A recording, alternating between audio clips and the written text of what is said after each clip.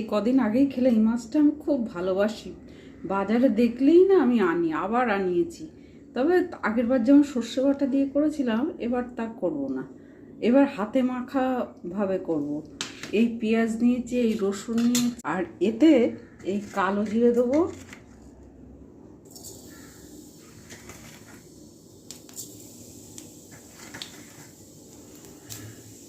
আর এই লঙ্কা আছে, পেঁয়াজ, তেল, এতে হলুদও আছে, দিয়ে দেবো, আর একটু নুন দেবো।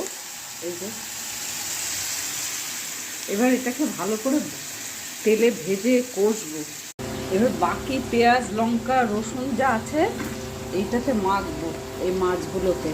আর তাতে একটু এই হলুদ দেবো, আর একটু এই জিরের গুঁড়ো দেবো। ব্যাস, এটা হাত দিয়ে মাখবো, মেখে রেখে দেবো কিছুক্ষণ, এই 10 মিনিটের মতো। এরকম তেলগুলো গলে গিয়ে কত তেল উঠেছে, যা তেল দিয়েছিলাম তার ডবল হয়ে গেছে।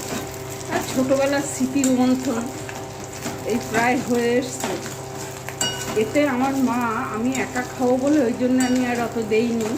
আমার মা একটা হয়তো পেঁয়াজ বাটা দিত, আর বড় বড় 3-4টে পেঁয়াজ স্লাইস করে দিত, দিয়ে এই তার সঙ্গে এরকম ভাজা ভাজা, আর এরকম তেল থাকবে।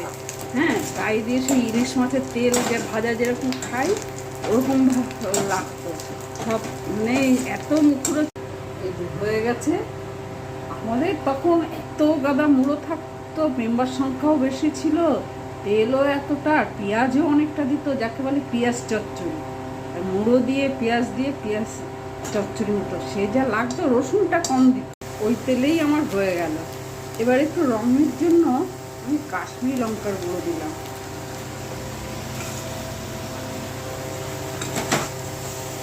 এতে জল বেশি পড়বে না, আর লাগেও না, মাছটা খুব নরম তো।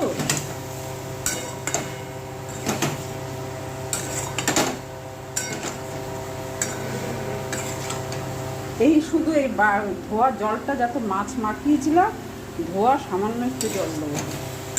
এবার আমি এই জলটুকু দেবো, আর নুন পড়েনি এখনো, এই নুন দেবো।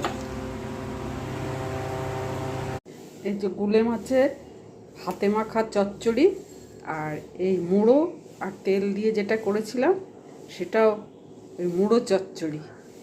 আর ওই